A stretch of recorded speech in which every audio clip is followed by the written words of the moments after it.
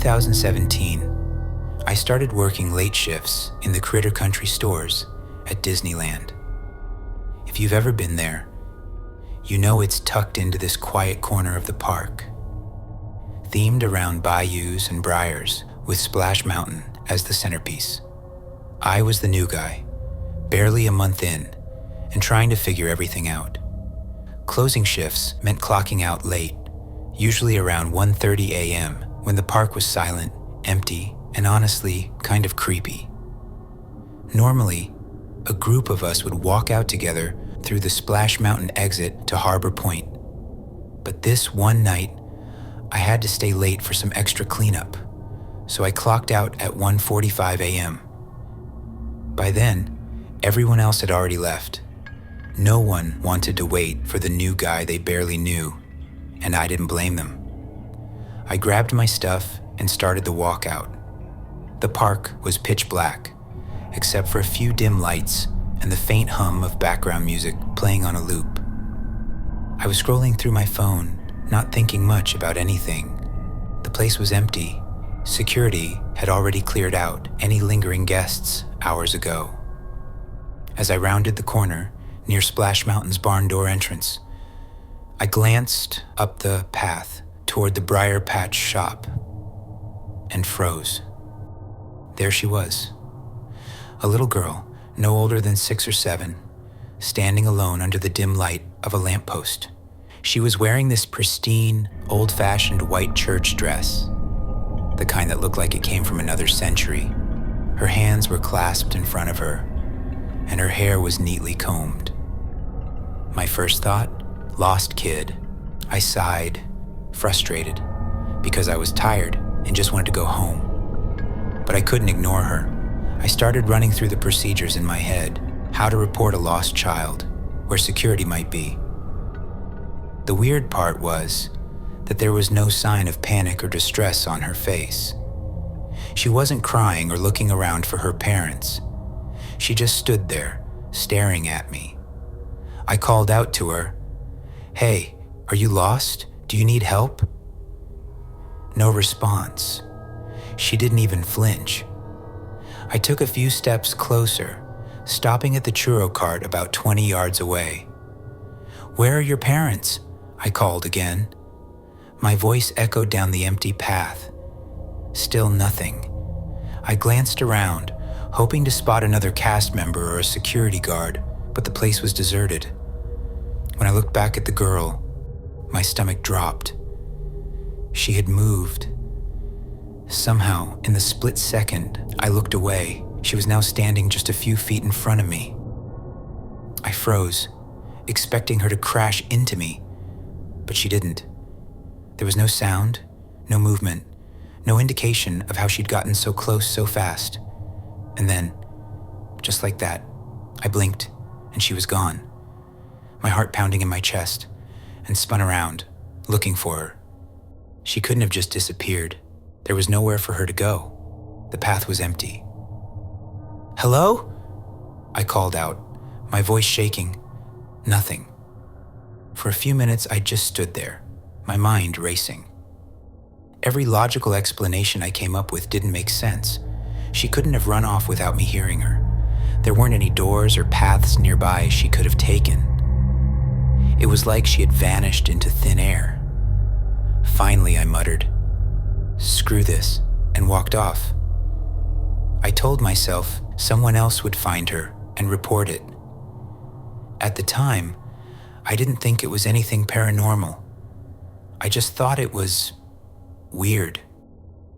2 days later, I was back in the office behind Pooh Corner during a break, talking with one of the leads who'd been with the company for years. "Hey," I asked casually, trying to mask how unsettled I was, "have you ever seen anything weird at night?" She raised an eyebrow. "What do you mean by weird?" I hesitated, then said, "Like, I don't know. I saw this little girl the other night. She was wearing a white dress, looked like she was lost." Her expression changed immediately. Her face went pale, and she leaned in closer, her voice low. "You saw the girl in the white dress?" My stomach flipped. Wait, you know about her? She nodded slowly. A lot of people have seen her over the years, mostly at night, during closing shifts. She's always wearing that same white dress, and she always disappears. I felt like I couldn't breathe. She continued. The rumor is that she's connected to the rivers of America. Back in the park's early days, a little girl drowned there, and ever since, people have reported seeing her wandering around Critter Country late at night. I stared at her, my hands shaking. Are you serious? She just shrugged. I don't know if it's true, but you're not the first one to see her. I spent the rest of my shift replaying that night, over and over in my head, the way she moved, the way she vanished. It didn't feel real, but it happened. To this day, every time I work a late shift, I can't help but glance over my shoulder as I walk through Critter Country. The air feels heavier there now, like she's still watching, waiting. And every time I pass by that churro cart, I brace myself, half expecting to see her again, under the glow of the lamppost, staring with those empty, unblinking eyes.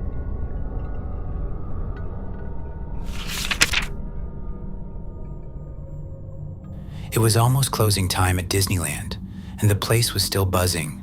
It had been a busy day, the kind where crowds linger until the very last minute.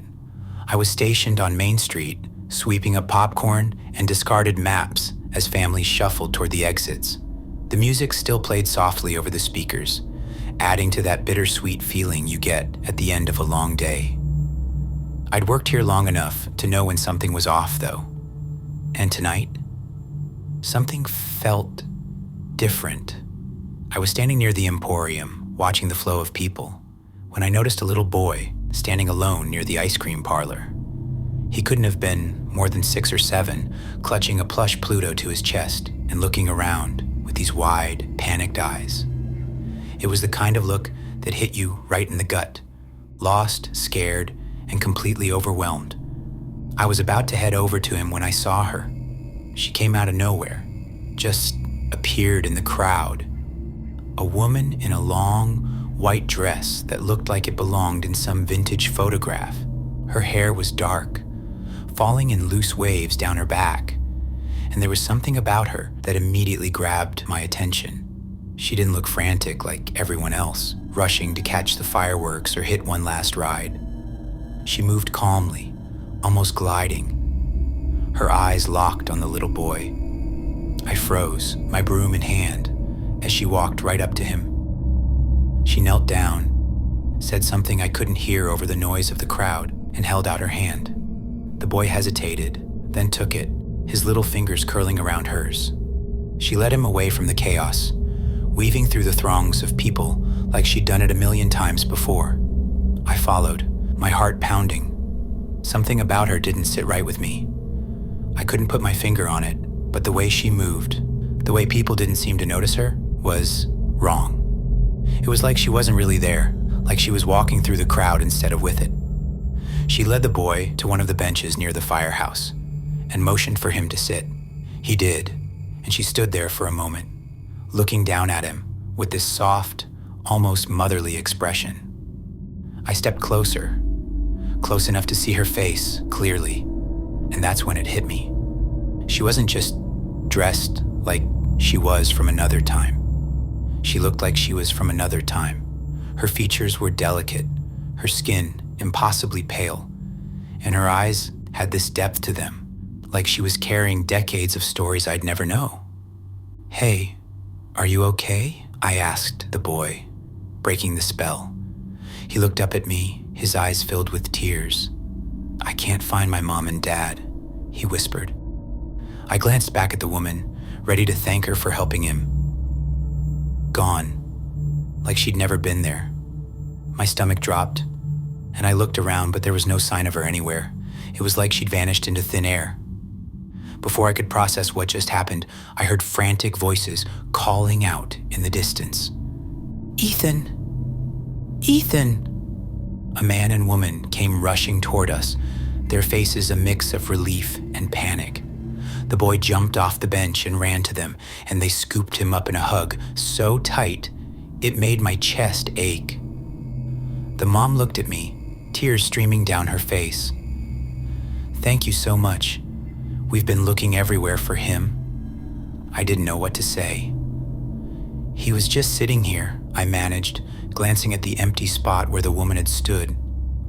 I wanted to tell them about her, about how she'd guided their son to the bench, but the words wouldn't come out. It sounded too crazy, even to me. They hugged their son again, thanked me a dozen more times, and headed toward the exit, the boy safe in their arms. I stood there for a moment, staring at the bench, replaying everything in my mind. I'd heard stories from other cast members about the woman in white, how she helps lost kids find their parents, but I'd always chalked it up to urban legend. Now, I don't know what to think. I don't know who she is or why she does what she does, but I know what I saw. She was real, and she was there. And for one terrified little boy, she was exactly who he needed.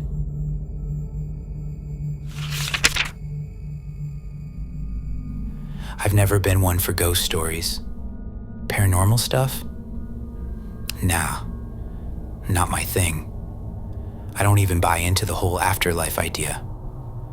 But something happened on my last trip to Disneyland that still messes with my head.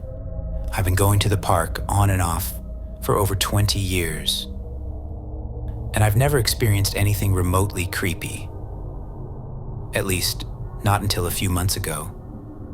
I'd heard the stories, sure. People claiming the haunted mansion is actually haunted, ghosts roaming around because people scatter ashes of their loved ones on the ride. I always rolled my eyes at that stuff. My grandma, though, she swore by it. The first time I took her on the haunted mansion, she said she saw bluish, smoky figures standing in the shadows and twisted demonic faces mixed in with the animatronics. She's one of those people who claims to have the sight. But honestly, I chalked it up to her age or an overactive imagination. Until now. A few months ago, I hit up Disneyland with a friend after being away for over a year. It was late, close to park closing, and we wanted one last ride before heading back to the hotel. We'd just gotten off Splash Mountain and figured the haunted mansion was nearby. So, why not? As we walked up, I noticed how weirdly empty the line was. I'd never seen it that quiet, even at night. We were the only two people heading into the elevator room. Just us. That alone was unsettling.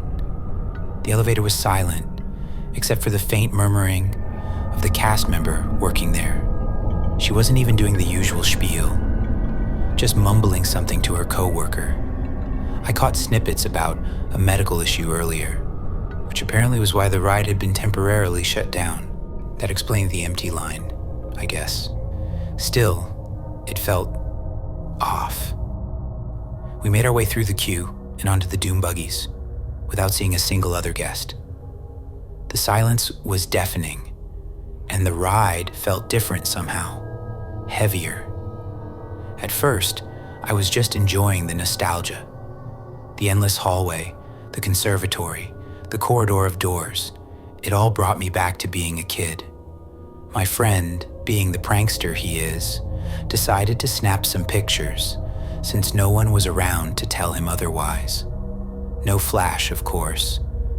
He started with the usual shots of the animatronics, but then he got creative. He leaned out of the buggy, trying to get photos of the areas you don't usually see. The shadows, the corners, the rafters. Everything was fine until we got to the attic scene. That's when he suddenly screamed and slammed back into the buggy, nearly knocking me over. I was startled, obviously, and asked him what the hell was going on. It took a minute for him to catch his breath. And then he whispered, "I saw something." His face was pale, and he was shaking. It was like a figure, hunched over. Its face was wrong, twisted, like those things your grandma talked about. And it was staring right at me. At first, I thought he was screwing with me, like he always does. But the way he looked, terrified and curled up in the seat, I started to believe him. "Just watch," he said, barely above a whisper. "Keep an eye out." So I did. I tried to keep calm, but every shadow felt darker, every corner more sinister. And then I saw it. It was worse than he'd described. A pale, translucent face appeared out of the darkness, inches from the buggy. Its features were grotesquely warped, its smile so wide it didn't seem human. Its eyes locked onto mine, cold and unblinking. And then it laughed, a deep, guttural chuckle that sent chills racing down my spine. I froze, unable to move, until it vanished as suddenly as it had appeared. The rest of the ride was a blur. My friend and I didn't say a word. As soon as we got off, we bolted out of the ride, through the empty park and back to our hotel. Neither of us could sleep. Every creak, every shadow in the room made my heart race. But the creepiest part? My grandma called us at 3 a.m. She never calls that late, so I picked up immediately. "You saw it, didn't you?" she said. No hello, no explanation. Just that. I didn't even have to ask what she meant.